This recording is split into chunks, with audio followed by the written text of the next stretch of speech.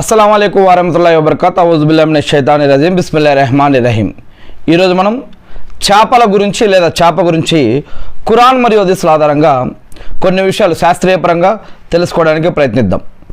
చేపలు దేవుని యొక్క సృష్టి అద్భుతాల్లో ఒక అద్భుతమని, కొన్ని చేపలు కొంతమంది మానవుల గురించి కూడా ప్రార్థన చేస్తాయి అని, మరియు కొన్ని చేపలు మానవులకి ఇతర జీవులకి కూడా జీవన ఉపాధిగా పనికొస్తాయని, మరియు ఇంకా కొన్ని చేపల్లో అనేక రకాల అద్భుతాలు ఉన్నాయని, ఇంకా వీటి గురించి ఒక ప్రవక్తని ఒక చేప మింగినప్పుడు ఎన్ని రోజులు ఆ ప్రవక్త ఆ యొక్క చేప కడుపులో ఉన్నాడు, అయినా సరే ఆ ప్రవక్తకి ఏమీ కాలేదు, ఆయన ఒక ప్రార్థన చేయటం వల్ల మళ్ళీ ఆయన ఎలా బయటకు రావటం జరిగింది,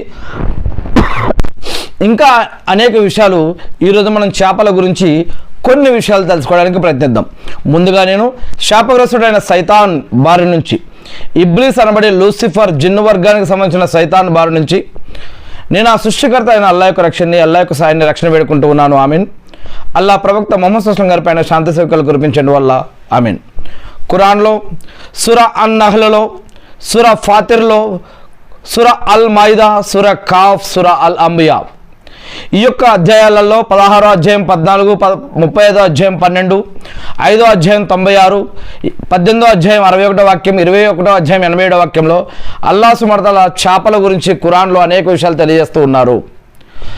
ఆయనే సముద్రాన్ని మీకు వశపరిచాడు మరియు మీరు అందులోని తాజా మాంసాన్ని, చేపలను తినాలి అని, మీరు ధరించుకునే ఆభరణాలను, ముత్యాలు, పగడాలు మరియు దాని నుండి తీసుకోవాలి అని, ఇవన్నీ కూడా ఏర్పాటు చేయబడింది.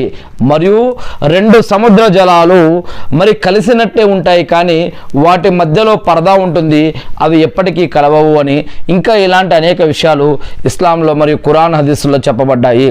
ముఖ్యంగా నిజంగా ఈ యొక్క సృష్టిలో, దేవుని యొక్క సృష్టిలో చాలా అద్భుతమైన వాటిల్లో చేపలు కూడా ఒకటి. సముద్ర గర్భంలో మనం ఊహించినటువంటి ఎన్నో రంగుల్లో, ఆకృతుల్లో, చీకటిలో, వెలుతురులో బయటికి ఎగసపడుతూ ఉండేటటువంటి ఈ యొక్క చేపల్లో ఎన్నో రకాల అద్భుతాలు ఉన్నాయి. దేవుని యొక్క ఎంతో సృజనాత్మకమైనటువంటి నైపుణ్యము, ఎన్నో వింతలు ఈ యొక్క దీంట్లో ఉన్నాయి ఈ యొక్క జీవరాశుల్లో. మరి కేవలం కొన్ని సెంటీమీటర్లలో ఉండే చిన్న చేపల నుండి, కొన్ని సెంటీమీటర్లలో ఉండే చిన్న చేపల నుండి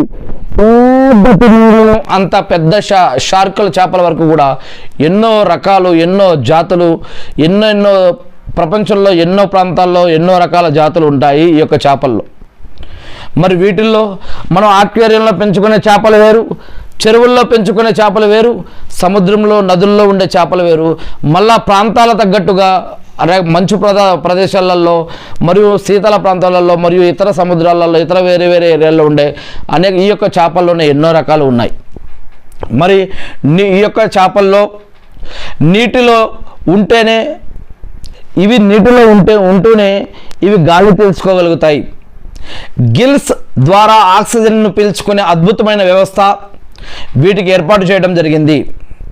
మరియు ఇవి నీటి లోపల నిశ్శబ్దంగా మనకి కనిపిస్తూ ఉన్నా అవి రకరకాల శబ్దాల ద్వారా ఒకదానితో ఒకటి దేవుడు వాటికి నేర్పించిన భాష ద్వారా, తరంగాల ద్వారా అవి రకరకాలుగా వాటి యొక్క భాష, వాటి యొక్క ప్రపంచం వేరుగా ఉంటుంది, అవి మాట్లాడుకోగలుగుతాయి కూడా. దేవుడు ఖురాన్ మరియు హదీసుల్లో, ఇస్లాంలో చెప్పినట్లుగా కొన్ని చేపలు దేవుని యొక్క కొంతమంది దాసుల తరపున ప్రార్థిస్తాయని కూడా చెప్పడం జరిగింది. దీని ద్వారా చేపలకి కొన్ని విషయాలు తెలుస్తూ ఉంటాయి. వాటికి ఆలోచన శక్తి కూడా ఉంటుంది, అవి కూడా ప్రార్థిస్తాయి అని ఇక్కడ తెలియజేయడం జరుగుతుంది. ఖురాన్లో అల్లాహ్ ఒక విషయం తెలియజేస్తూ ఉన్నాడు. ఏమని? నేను ఈ సృష్టిలో అనేక జీవులని నేను సృష్టించాను, అవి వాటి ఆరాధనా పద్ధతులని, సమయాలను, తరీకాలను అవి తెలుసుకొని ఉన్నాయి. అవి ఖచ్చితంగా వాటి పద్ధతుల ప్రకారం అవి నన్ను ఆరాధిస్తూ ఉన్నాయి, నన్ను స్తుతిస్తూ ఉన్నాయని అల్లాహ్ ఖురాన్లో తెలియజేసి ఉన్నాడు. దేనిని కూడా నేను వృధాగా సృష్టించలేదు, ప్రతి దానికి ఒక అర్థం ఉంది అని, ఈ యొక్క సృష్టిలో ఆయన సృష్టించిన ప్రతి దానికి కూడా ఒక అర్థం ఉంది అని అల్లాహ్ తెలియజేస్తూ ఉన్నాడు. కాకపోతే మనకి వాటి యొక్క జ్ఞానం కొన్ని విషయాల్లో కొన్నిటి గురించి మనకి కొన్ని విషయాలు తెలుసు, కొన్నిటి గురించి మనకు తెలియదు అంతే. కానీ ఆ సృష్టికర్తకు తెలుసు దాన్ని ఎందుకు సృష్టించాడు అనే విషయం. మరి ఇకపోతే కొన్ని చేపలు గుంపులుగా ప్రయాణిస్తూ ఉంటాయి, అవి క్రమశిక్షణతో ఉంటాయి. మరికొన్ని తమ యొక్క గూళ్ళను ఎంతో కళాత్మకంగా నిర్మించుకునేటటువంటి చేపలు కూడా ఉంటాయి. ప్రతి జీవి వెనుక ఒక ప్రత్యేకమైన ఉద్దేశం మరియు నిర్మాణం అనేది ఉంటుంది, అది దేవుడికే తెలుసు.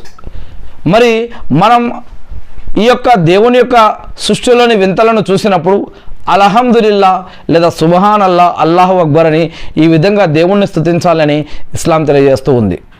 మరి అల్లా సృష్టిలో ఈ యొక్క చేపల యొక్క ప్రకృతి సిద్ధంగానే కొన్ని రక్షణ కవచాలు వీటికి ఉంటాయి. చేపలు శరీరంపై ఒక ప్రత్యేకమైనటువంటి జ్ఞానేంద్రియ వ్యవస్థ ఉంటుంది. ఇది నీటిలోని అతి చిన్న ప్రకంపనలను కూడా గుర్తించగలుగుతుంది. దీని ద్వారా చీకటిలో లేదా మసక నీటిలో కూడా అవి శత్రువుల యొక్క కదలికలను కనిపెట్టగలుగుతాయి. కొన్ని చేపలు పరిసరాలకు తగ్గట్టుగా రంగులు మార్చుకునే, శత్రువుల నుంచి కాపాడుకునేటటువంటి అద్భుతమైనటువంటి శక్తి వాటికి ప్రక్రియ ఏర్పాటు చేయడం జరిగింది. ఇంకా కొన్ని చేపలు, ఉదాహరణకి సాల్మన్ అనేటటువంటి అనేక రకాల చేపలు వేల మైళ్ళ దూరం ప్రయాణించగలుగుతాయి. సరిగ్గా అవి ఎన్నో వేల మైళ్ళు ప్రయాణించినా కూడా మళ్ళీ అవి ఎక్కడ పుట్టాయో అదే ప్రదేశానికి మళ్ళీ తిరిగి మళ్ళీ అక్కడ గుడ్లు పెడతాయి. అంతటి సుదీర్ఘ ప్రయాణం చేసి మళ్ళీ అవి దారి తప్పకుండా మళ్ళీ అక్కడికే చేరుకొని మరి ఇవి ఈ విధంగా జీవనం సాగిస్తూ ఉంటాయి. అవి భూమి యొక్క దిక్సూచిలా, ఈ యొక్క భూమిని దాంట్లో ఉన్నటువంటి వాటిని ఇవి దిక్సూచిలా వాడుకుంటాయి. భూమి యొక్క అయస్కాంత క్షేత్రాన్ని ఇవి దిక్సూచిలా వాడుకుంటాయి. వీటికి అటువంటి శక్తిని దేవుడు ఏర్పాటు చేసి ఉన్నాడు, అటువంటి జ్ఞానాన్ని. చేపలకు మనలాగా కనురెప్పలు ఉండవు కాబట్టి అవి కళ్ళు తెరిచే నిద్రపోతాయి. అవి నిద్రిస్తున్నప్పుడు వాటి మెదడులో ఒక భాగం విశ్రాంతి చేసుకుంటూ ఉంటే మరొక భాగం అప్రమత్తంగా ఉండి శత్రువుల నుంచి కాపాడుతూ ఉంటుంది. ఇటువంటి ప్రక్రియ చేపలలో కలిగి ఉంటుంది. మరి షార్క్ చేపల గురించి, మరి కొంతమంది ఆక్వేరియాలలో షార్క్ చేపలు కూడా పెంచుతూ ఉన్నారు. వాటి యొక్క అస్థిపంజరం పూర్తిగా కార్టిలేజ్తో నిర్మితమై ఉంటుంది. ఇది వాటి యొక్క శరీరాన్ని తేలికగా ఉంచి నీటిలో వేగంగా ఈదడానికి సహాయపడుతుంది. అంతేకాకుండా సముద్రాలు మరియు నదుల్లోని వ్యర్థాలను ఈ యొక్క చేపలు చాలా వరకు శుభ్రం చేస్తూ ఉంటాయి. మరి చేపలు వీటిని కీలక పాత్ర పోషిస్తూ ఉంటాయి ఈ యొక్క శుభ్రం చేయడంలో. ఎన్నో జీవులు ఈ యొక్క మరి సముద్రంలో మరణించినప్పుడు వాటిని కూడా ఈ యొక్క చేపలు కొన్ని చేపలకి కొన్నిటివి ఆహారంగా తీసుకుంటూ ఉంటాయి. అల్లా ప్రతి చేపకి ఒక బాధ్యతను ఇచ్చాడు. కొన్ని నాచును అంటే పీసును, చెట్లను తిని, పాకుడుని తిని నీటిని శుభ్రంగా ఉంచితే మరికొన్ని ఇతర జీవుల యొక్క సంఖ్యను నియంత్రణలో ఉంచుతాయి. అంతేకాకుండా మరి మనం ప్రకృతిలో ఈ యొక్క వింతలను గమనించడం వల్ల సృష్టికర్త యొక్క గొప్పతనం పట్ల మనలో గౌరవం పెరుగుతుంది. అంతేకాకుండా ఈ యొక్క చేపలు మనలాగే కూడా గాలి పీల్చుకోకపోయినా సరే నీటిలో కరిగిన ఆక్సిజన్ను గ్రహించే అద్భుతమైనటువంటి సామర్థ్యం వాటికి ఉంది. అవి గిల్స్ ద్వారా రక్తం ప్రవహిస్తున్నప్పుడు అవి నీటిలోని ప్రాణవాయువును వేరు చేసి శరీరానికి అందిస్తాయి. ఈ యొక్క విషయాన్ని మనం ఇప్పుడే తెలుసుకున్నాం. ఇది అత్యంత సంక్లిష్టమైనటువంటి మరియు ఖచ్చితమైనటువంటి వ్యవస్థ వాటికి ఏర్పాటు చేయడం జరిగింది. చాలా చేపలకు అద్భుతమైనటువంటి రుచి మరియు వాసన చూసే శక్తి ఉంటుంది అని, షార్క్ వంటి చేపలు కొన్ని కిలోమీటర్ల దూరంలో ఉన్న వాసనను కూడా పసిగట్టగలవు అని, కొన్ని చేపలకు రంగులను గుర్తించే సామర్థ్యం కూడా ఉంది అని, మరి ఇలాంటి అనేక విషయాలు శాస్త్రీయంగా కూడా తెలియజేయడం జరుగుతూ ఉన్నాయి ఈనాడు. మరి అవి ఆహారాన్ని వెతకడానికి మరియు భాగస్వాములను గుర్తించడానికి కూడా అవి అటువంటి ప్రక్రియలు వాటిల్లో ఏర్పాటై ఉన్నాయి. షార్క్ వంటి కొన్ని చేపలు ఊపిరి పీల్చుకోవడానికి నిరంతరం ఎప్పుడూ ఈదుతూనే ఉంటాయి. అలా ఎక్కువ ఈదకపోయినా సరే కనీసం అవి గిల్స్ ద్వారా నీరు ప్రవహించేందుకు, అవి బ్రతకడం కోసం, ఆక్సిజన్ పొందడం కోసం, అవి అందరికి ఇబ్బంది పడకుండా ఉండడం కోసం అవి నిద్రపోతూ ఉన్నప్పుడు కూడా మెల్లగా కదులుతూ ఉంటాయి. మరి అల్లా ప్రతి జీవికి కూడా ఒక అనుకూలమైన వాతావరణాన్ని ఇచ్చాడు. ఆక్వేరియంలో మనం చేపలను పెంచుతూ ఉంటాం. కొన్ని ముఖ్యమైన విషయాలు మనం గుర్తుపెట్టుకోవాలి. చేపలు వదిలే వ్యర్థాలను, ఆ యొక్క నీటిని మనం విషపూరితం చేయకుండా ఫిల్టర్లు మరియు క్రమం తప్పకుండా నీటిని మార్చడం ఎంతో అవసరం. సముద్రపు చేపలకు ఉప్పు అవసరం ఉంటుంది, కానీ మంచినీటి చేపలకు సాధారణ నీరైతే సరిపోతుంది. అయితే క్లోరిన్ లేని నీటిని వాడటం వాటి ఆరోగ్యానికి చాలా ముఖ్యం. ప్రకృతిలో చేపలు పురుగులు, నాచు మరియు చిన్న జీవులను తింటూ ఉంటాయి. ఇంట్లో పెంచే చేపలకు షార్క్ వంటి వాటికి మరి వాటి యొక్క ఆహారంలో కూడా మనం జాగ్రత్తలు తీసుకోవాలి. ఇవి నీటి అడుగున ఉండే చేపలకు చాలా సింకింగ్ పెల్లెట్స్, ఇవి నీటి అడుగున ఉండే చేపలకు చాలా మంచివి. అప్పుడప్పుడు ఉడికించిన అన్నం లేదా చిన్న పండ్ల ముక్కలు, ఉదాహరణకి దోసకాయ, బఠానీలు ఇలాంటివి ఇవ్వడం వల్ల కూడా వాటికి వైవిధ్యమైన పోషకాలు అందుతాయి. కానీ మీరు పెంచే చేపలు ఏవైతే ఉన్నాయో వాటి యొక్క నిపుణుల యొక్క సలహా తీసుకొని పెంచడం కూడా ఎంతో మంచిది. ఇక అసలు మనం ఈరోజు చేపల గురించి తెలుసుకుంటూ ఉన్నాము. ఒక ఆసక్తికరమైనటువంటి విషయం ఏమిటి అంటే, చేపలు ఒత్తిడికి లోనవుతాయని మీకు తెలుసా? నీరు చాలా వేడిగా ఉన్నా లేదా చాలా మురికిగా ఉన్నా అవి అసౌకర్యానికి గురవుతూ ఉంటాయి. అల్లా సృష్టించిన ఈ మూగజీవులను ప్రేమతో చూసుకోవడం ఒక గొప్ప బాధ్యత. మనం ఈనాడు అనేక రకాల చెరువుల్లో, నదుల్లో, సముద్రాలలో అనేక రకాల పొల్యూషన్ వల్ల అనేక రకాల చేపలు మరణించడాన్ని మనం ఈరోజు న్యూస్ పేపర్లలో, సోషల్ మీడియాలో, టీవీలో అనేక రకాల వాటిల్లో మన మాధ్యమాల ద్వారా మనం చూస్తూ ఉన్నాము. మరి మనం అన్యాయంగా మూగజీవులను మన మూలంగా మూగజీవుల మరణానికి మనం కారణం కాకూడదు. అందుకే మనం ప్రకృతిని, మూగజీవులని, ఇతర మానవులని కూడా అందరినీ కూడా కాపాడుకోవాల్సిన బాధ్యత మనందరిపై కూడా ఉంది. ఖురాన్ మరియు హదీసుల్లో కూడా చేపల గురించి అనేక విషయాలు చెప్పబడ్డాయి. మరి సముద్రపు జీవుల గురించి ఎంతో గొప్పగా చెప్పబడింది. వాటికి సంబంధించినటువంటి విషయాలు కొన్ని చూసినట్లయితే కనుక ఖురాన్లో అల్లా సముద్రాన్ని మరియు అందులోని సంపదను మానవుల కోసం ఎలా అనుగ్రహించాడో ఖురాన్లో సూరా అన్-నహ్ల్ 16వ అధ్యాయం 14వ వాక్యంలో అల్లా సుబ్హానహు వ తఆలా తెలియజేస్తూ ఉన్నాడు. ఏమని? ఆయనే సముద్రాన్ని మీకు వశం చేశాడు, మీరు అందులోని తాజా మాంసాన్ని, చేపలను తినాలి అని. మీరు ధరించుకోవడం కోసం ఆభరణాలను, ముత్యాలను, పగడాలు దాని నుండి తీసుకోవాలని ఆయన అలా చేశాడు.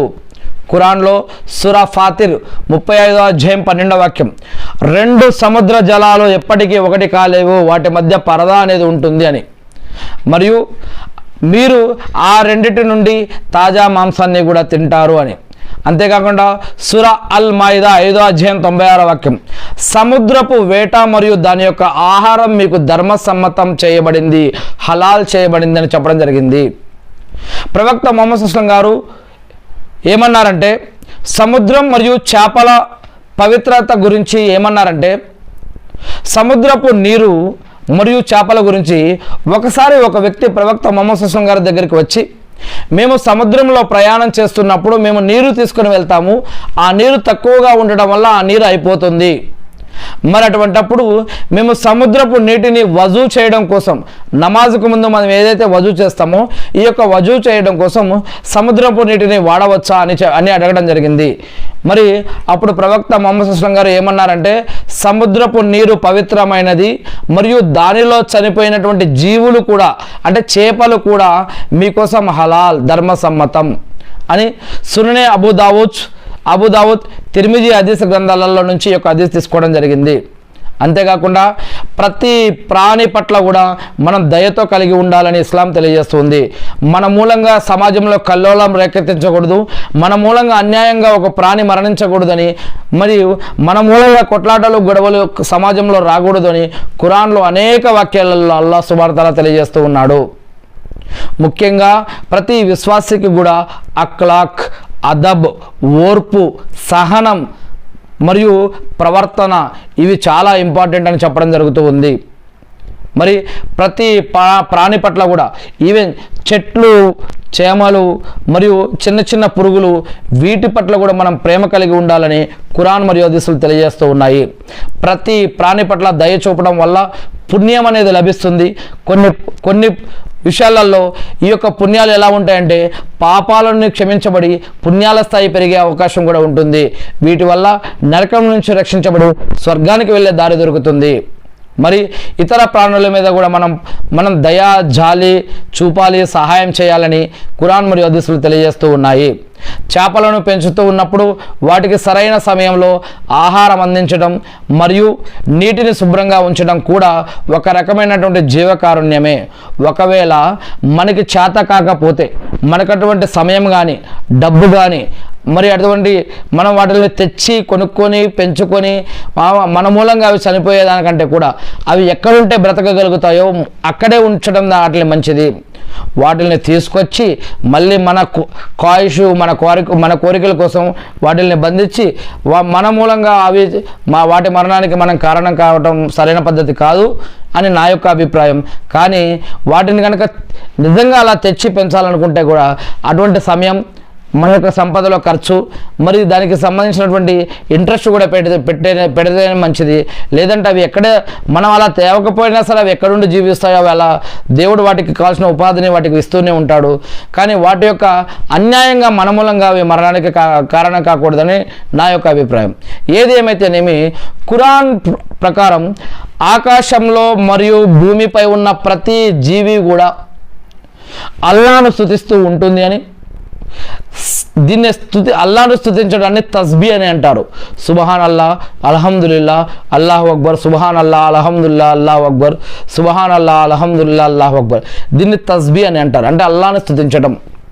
మరి ఆకాశంలో, భూమిలో, భూమి పైన, భూమి కింద, భూమి పొరల్లో అక్కడిక్కడ అన్నిటిలో ఉన్నటువంటి అన్ని ప్రాణులు కూడా ప్రతి ప్రాణి కూడా దేవుని యొక్క స్తుతిస్తూ ఉంటాయి, తస్బీ చేస్తూ ఉంటాయి అని, వాటి యొక్క తస్బీ యొక్క స్థితులను అవి తెలుసుకొని ఉన్నాయని, అవి స్తుతిస్తూ ఉంటాయని ఖురాన్లో అల్లాహ్ సుబ్హానహు వ తఆలా చెప్పి ఉన్నాడు. కానీ వాటి భాషను మనం అర్థం చేసుకోలేము. మరి మనం వాటిని కష్టపెట్టకుండా మరి మనం వాటికి కావాల్సిన సహాయం మనతోటి వీలైతే మనం చేయడం కోసం ప్రయత్నించాలి. అంతేకాకుండా అటువంటి వింతలు మనం చూసినప్పుడు మనం కూడా సుబ్హాన్ అల్లా, అల్హమ్దుల్లా, అల్లాహు అక్బర్ అంటే ఎంతో మంచిది. ఖురాన్ మరియు హదీసుల్లో చేపలు మరియు సముద్రపు జీవులకు సంబంధించి ఇంకా అనేక వాక్యాలు చెప్పబడ్డాయి.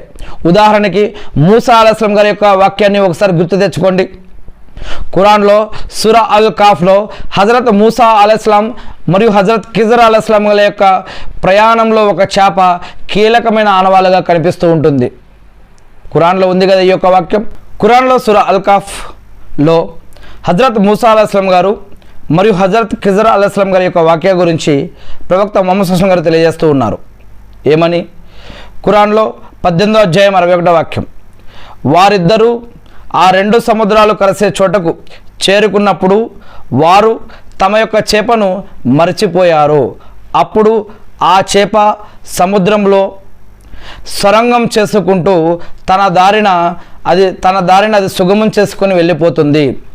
ఈ యొక్క సంఘటనలో ఏం జరుగుతుందంటే, ఒక చనిపోయినటువంటి చేప ఉడికించిన చేపకు అల్లాహ్ తిరిగి ప్రాణం పోసి సముద్రంలోకి వెళ్ళేలా చేయటం ఆయన అపరిమితమైనటువంటి శక్తికి ఇది ఒక కుదరత్ అని, ఒక నిదర్శనమని, ఒక అద్భుతమని ఇక్కడ ఖురాన్లో ఈ యొక్క విషయం తెలియజేయడం జరుగుతుంది. చనిపోయినటువంటి చేప మళ్ళీ బ్రతికి అది భూమికి సొరంగం చేసుకుని అది వెళ్ళి సముద్రంలో కలుస్తుంది. అటువంటి ప్రదేశంలో మూసా అలైహిస్సలాం గారు ఖిజర్ అలైహిస్సలాం గారిని కలవడం జరుగుతుంది. తర్వాత ఆయనకంటే మరి జ్ఞానం కలిగినటువంటి వ్యక్తిని ఆయన కలవడం జరిగింది. మూసా అలైహిస్సలాం గారి కంటే మరి ఇంకొంత జ్ఞానం కలిగినటువంటి ఖిజర్ అలైహిస్సలాం గారిని అక్కడ కలవడం జరిగింది. ఇంక తర్వాత ఉన్నటువంటి అనేక రకాల సంఘటనలు ఏం జరిగాయి అనే విషయం కూడా ఖురాన్లో చెప్పబడింది. ఇక రెండవది యూనుస్ అలైహిస్సలాం గారి విషయంలో ఒక పెద్ద తిమింగలం లేదా చేప ఆయన్ని మింగేస్తుంది. ఆయన ఎందుకు ఆయన యొక్క కోమ్ నుంచి ఆయన సముద్రానికి వెళ్ళడం జరిగింది. అక్కడ చిట్టీలు వేయటం, ఆయన సముద్రంలో పడేయటం, చేప వచ్చి దాన్ని మింగటం, మరియు కొద్ది రోజులు ఆ యొక్క చేప కడుపులో ఆయన గడపడం, మరియు అతనికి ఏమీ కాకుండా మళ్ళా ఆ యొక్క చేప అతన్ని బయటికి విడవటం, తర్వాత కొన్ని యొక్క ఆకులు కప్పుకోవటం వల్ల మళ్ళీ ఆయన ఆరోగ్యంగా అద్భుతంగా మళ్ళీ తిరిగి మళ్ళీ ఆయన యొక్క కోములోకి ఆయన యొక్క జాతిలోకి ఆయన వెళ్ళటం, ఇలాంటి సంఘటన కూడా ఒకటి ఖురాన్లో చెప్పడం జరిగింది. ఖురాన్లోనే ప్రస్తావించబడిన అత్యంత ప్రసిద్ధమైన గాథల్లో అంబియాలలో ప్రవక్తలలో హజరత్ యూనుస్ అలైహిస్సలాం గారి యొక్క గాథ కూడా ఒకటి. ఒక పెద్ద చేప మింగివేయటం వల్ల అల్లా ఆ చేపకు యూనుస్ గారి శరీరానికి ఎలాంటి గాయం కాకూడదని చేపని ఆజ్ఞాపిస్తాడు దేవుడు. ఆ చేప కడుపులోనే ఉంటూ ఆయన చేసిన ఒక దువా ప్రార్థనని ఆ చీకటిలో, ఆ సముద్రపు అడుగు భాగాన, ఆ కడుపు లోపల, ఆ చీకటిలో సముద్రం ఒక చీకటి, చేప కడుపు ఒక చీకటి, మరియు అది కూడా రాత్రి సమయంలోనో ఎప్పుడో 3 చీకట్లలో అనే ఒక దగ్గర సందర్భంలో వస్తూ ఉంటుంది.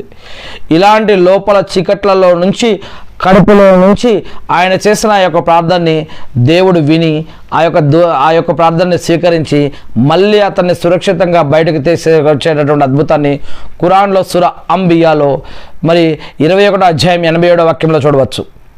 చేపవాడు అని ఇతన్ని పిలవడం జరుగుతూ ఉంది. యూనుస్ అలైహిస్సలాం గారు ఆగ్రహంతో వెళ్ళిపోయినప్పటికీ కూడా అటువంటి సంఘటన జ్ఞాపకం చేసుకోమని ఇక్కడ ఖురాన్లో చాలా విషయాల్లో చెప్పడం జరిగింది. ఏమని?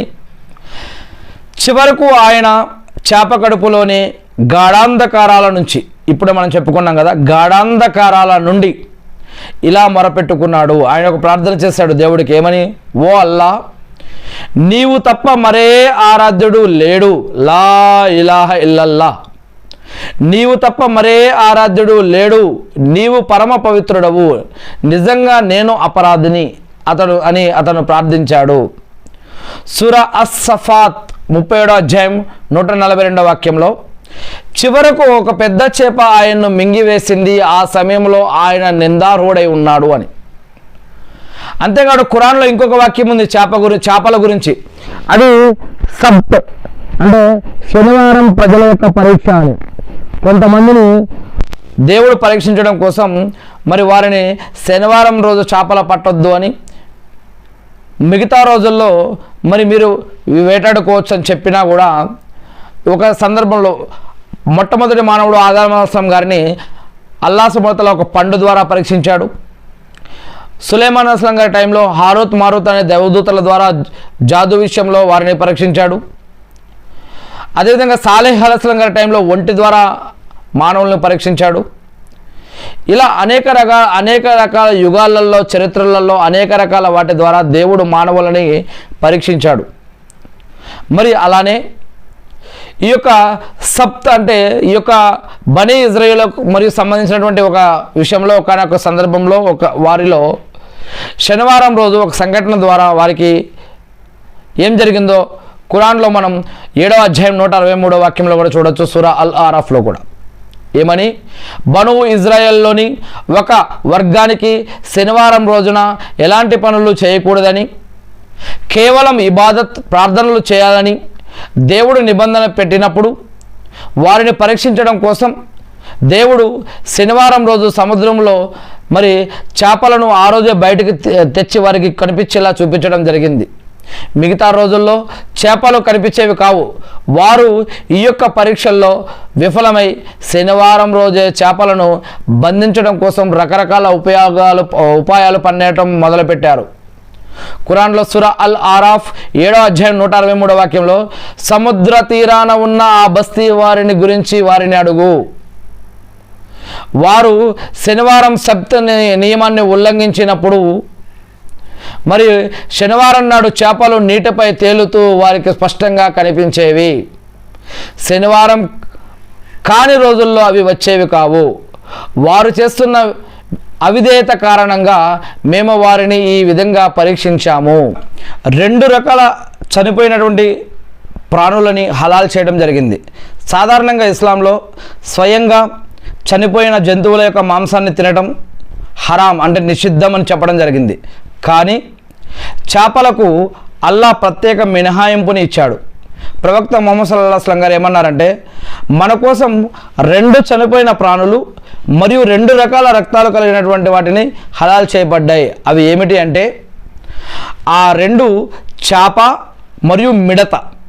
ఇక 2 రక్తాలు కలిగినటువంటి అంటే కాలేయం మరియు ప్లేహం అని ఇబ్నే మాజా మరియు అహ్మద్లో ఈ యొక్క విషయాలు చెప్పబడ్డాయి. చేపలు కూడా క్షమాపణ వేడుకుంటాయని ఇస్లాంలో చెప్పడం జరుగుతూ ఉంది.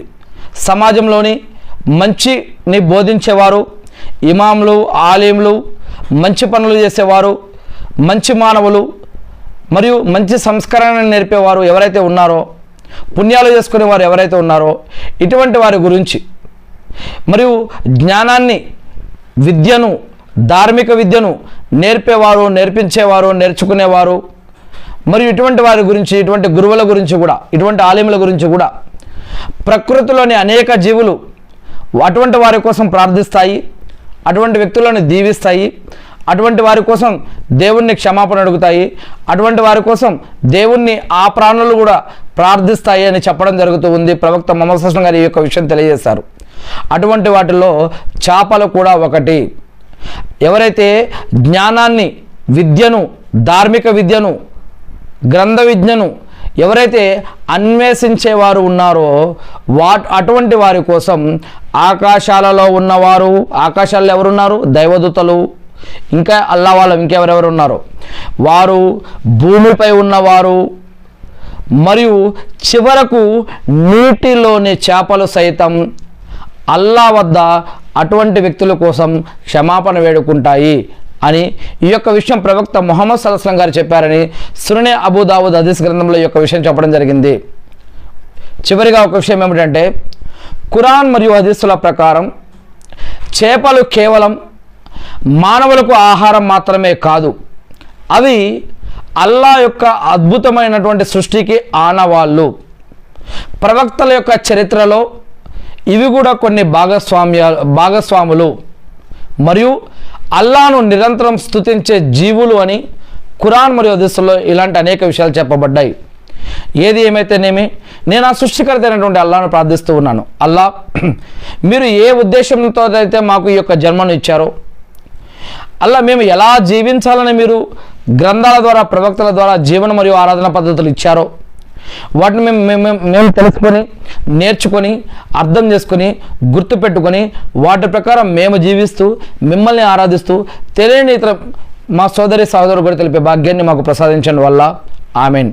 అల్లా, మేము కులం, మతం, ప్రాంతం అనే తేడా లేకుండా అందరితో కలిసిమెలిసి జీవించే భాగ్యాన్ని మాకు ప్రసాదించండి వల్ల ఆమీన్. అల్లా, మీరు ఏవైతే హక్కులు మాపైన పెట్టారో వాటిని మేము జీవించడం కోసం, ఇతరులకి సహాయం చేయడం కోసం మరియు మిమ్మల్ని ఆరాధించడం కోసం కూడా ఇంకా ఏవైతే హక్కులు మీరు ఒక మానవుడిగా మాపైన పెట్టారో అవి నెరవేర్చడం కోసం కావాల్సిన ఉపాధిని, బరకత్ని, రక్షణని, ఆరోగ్యాన్ని, సహాయాన్ని కూడా మాకు ప్రసాదించి మమ్మల్ని మీ యొక్క రక్షణలో ఉంచండి వల్ల ఆమీన్. అల్లా, మీరు సృష్టించిన సృష్టిలోని అన్ని ఆపదల నుంచి మమ్మల్ని ఇహలోకంలోనూ మరియు పరలోకంలో కూడా రక్షించండి వల్ల ఆమీన్. అల్లా, ఎవరైతే ప్రార్థించమని అడిగారో, ప్రార్థనలో గుర్తుపెట్టుకోమన్నారో, ఎవరైతే ఈ యొక్క ప్రసంగాన్ని వింటున్నారో, ఏ హృదయం అయితే మీ గురించి ఆలోచిస్తూ, తలుస్తూ, మిమ్మల్ని ఆలోచిస్తూ ఉందో అటువంటి ప్రతి ఒక్క దాసుడి తరపున నేను మిమ్మల్ని ప్రార్థిస్తూ ఉన్నాను వల్ల ఆమీన్. అల్లా, నీ దాసులు ఎవరైతే ఇంతకుముందు మరణించి ఉన్నారో, ఇప్పుడు బ్రతికి ఉన్నారో, రాబో వారు ఉన్నారో అటువంటి నీ యొక్క దాసులందరికీ కూడా, వారికి, వారి కుటుంబ సభ్యులకి ఇహలోకంలోనూ మరియు పరలోకంలోనూ మీ యొక్క నిండు ఆశీస్సులు మెండుగా అందరిపైన కురిపించండి వల్ల ఆమీన్. అలా మా అందరి యొక్క ఆరాధనలు స్వీకరించి ఆరాధనలో మా ద్వారా జరిగిన పొరపాట్లను క్షమించండి వల్ల ప్రవక్త ముహమ్మద్ సల్లల్లాహు అలైహి వసల్లం గారిపైన మరియు అన్ని కాలాల్లో, అన్ని యుగాల్లో, అన్ని చరిత్రలో ఉన్న మీ ప్రవక్తలు, ఆ ప్రవక్తల యొక్క సహబాలు మరియు మీ యొక్క దాసులందరిపైన కూడా మరియు దైవదూతలపైన, ఇతర ప్రాణులందరిపైన కూడా మీ యొక్క శాంతి సౌఖ్యాలు కురిపించండి వల్ల ఆమీన్. అల్లాహు అక్బర్. అష్హదు అన్న లా ఇలాహు ఇల్లల్లాహు వా అష్హదు అన్న ముహమ్మదన్ అబ్దుహు వా రసూలుహు. అల్లాహు అక్బర్.